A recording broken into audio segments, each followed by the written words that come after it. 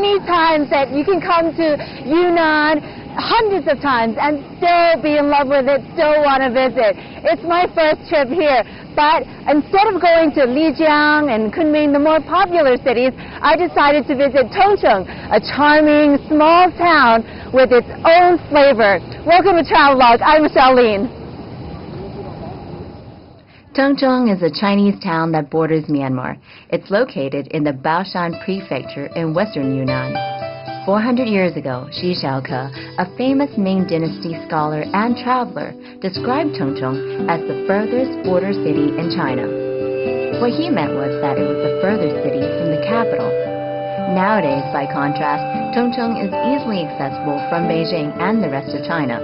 And with the newly opened airport, it's only a 45-minute plane ride from Kunming, the provincial capital of Yunnan.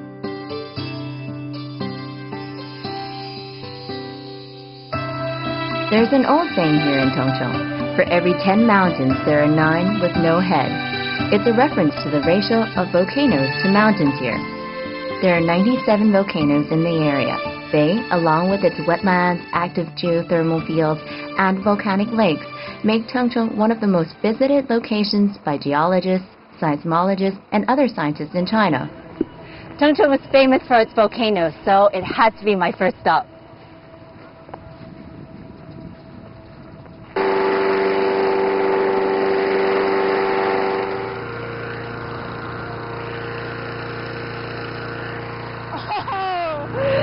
If you want a better view of the surrounding landscape, you can come to Huashan and go up on a hot air balloon between 8 and 10:30 every morning, but only if the weather is good.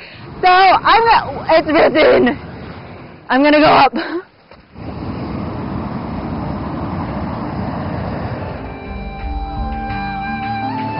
The volcanoes here are incredibly valuable for research by scientists.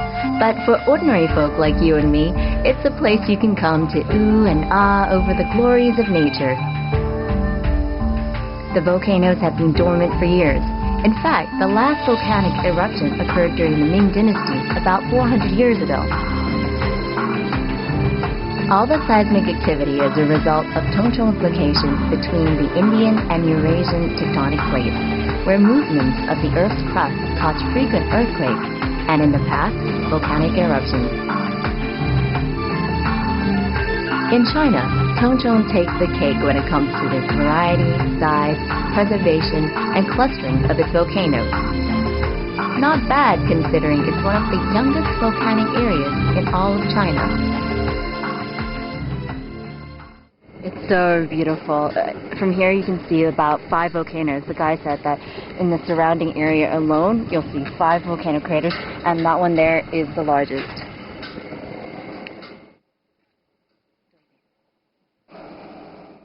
Tourists are allowed to climb to the top of every mountain here, legs willing. And while some attempt the more ambitious climb up the larger volcanoes to get a view of the craters, I've decided that a smaller crater, about 60 meters deep, is more suitable given the heat. If you have something to say to the world, or if you just want to mark your territory, you can go to like one of the craters and use stones to place messages inside. I think there are a couple of people doing it down there.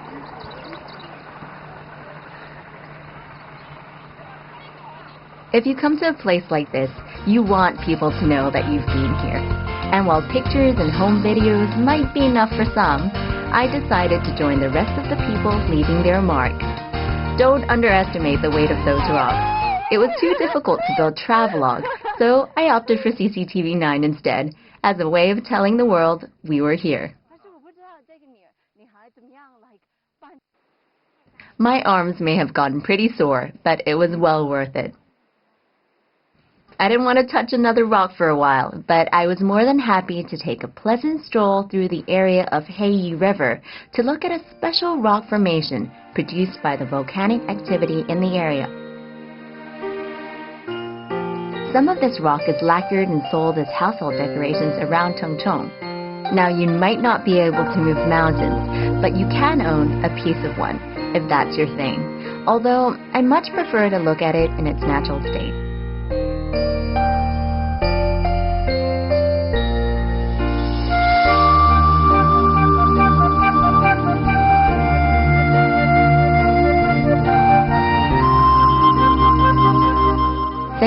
volcanoes, the water in Chongchong is rich in minerals.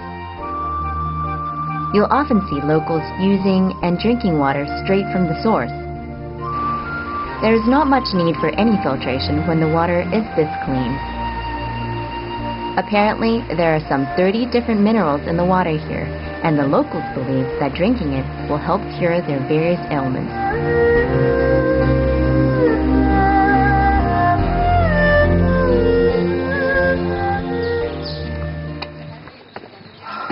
I'm starting to feel the heat from here. It's really hot. I now know what a steamed chicken feels like. Oh man, you have to see this. Chongchong has one of the greatest concentrations of geothermal resources in China. In fact, it's second only to Yunnan in the Tibet Autonomous Region. There are more than 100 hot springs in the area, of varying sizes, appearances, and temperatures. It's said that every village here has its own hot spring.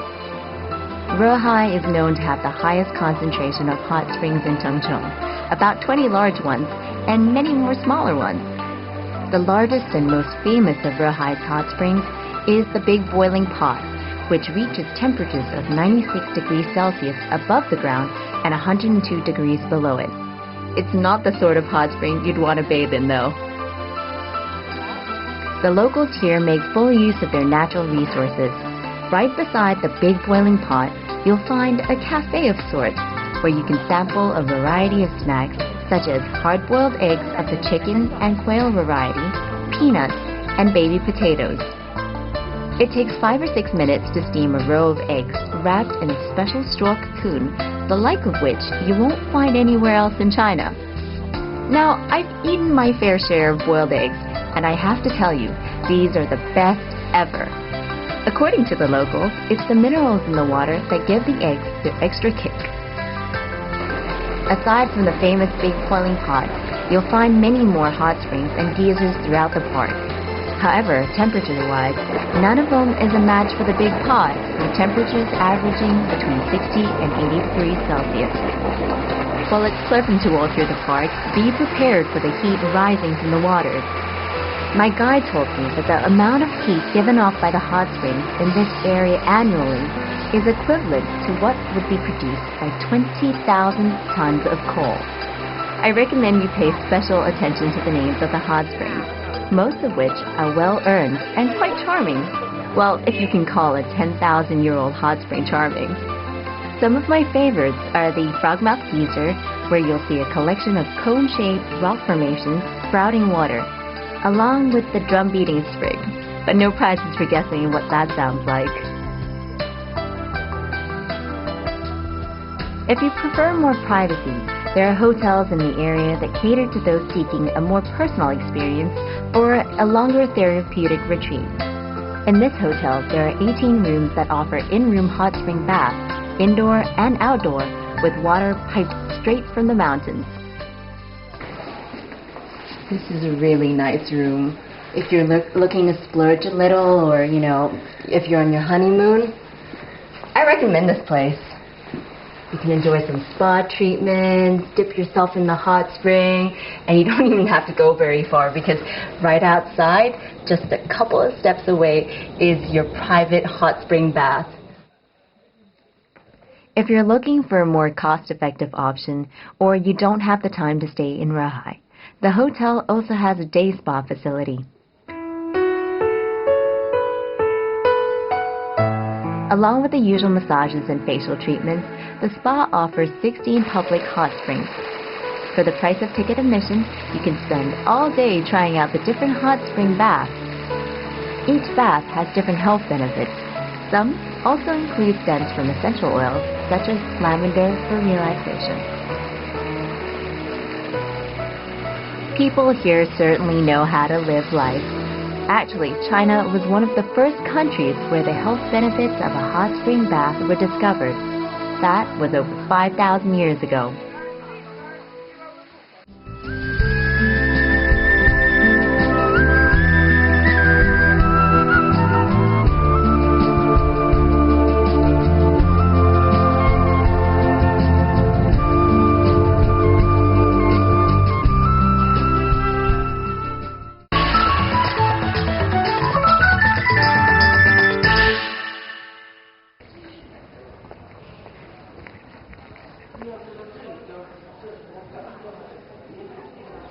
Tongchun's really famous for its jade because it's really close to Myanmar, and you'll find many shops in town that sell it here. But if you're like me and you don't know anything about it, it's kind of helpful to go to a museum first, find out a little bit more, and don't tell anybody, but this area here is also one of the places that you can buy jade at its cheapest. 你好，谢谢。 The jadeite in China came from Myanmar. Tongchong, as the last stop on the southwestern Silk Road and the nearest Chinese town to the Myanmar border, became the natural marketplace for jadeite. Horse-drawn carriages would bring the raw jade rocks from Myanmar to Tongchong to be carved and sold. The town is now the #1 producer of Chinese jade in the world. It's also the largest marketplace and carving center for jadeite from Myanmar in China. It's believed that wearing jade removes all toxins from the body and protects the wearer from bad luck and misfortune. Moreover, jade has been the muse inspiring many artists and scholars throughout Chinese history. The famous philosopher Confucius even likened the qualities of the stone to the human virtues of intelligence, truth, loyalty, justice, purity, and humanity. Ultimately, jade symbolized the ideal noble and superior man. Do you see this thing? It's over 60 years old, and they use this to basically buffer the jade and make it all shiny. I don't know how it works. 怎么样泡挂吗？再放 like 如果有一个这样，哎，对对对，一般都是那样磨，然后呢就这个呢一般都是抛手镯的。 You'll also be able to see modern carving techniques here. In the past, it would take hours to cut open a piece of rough jade, so merchants and traders would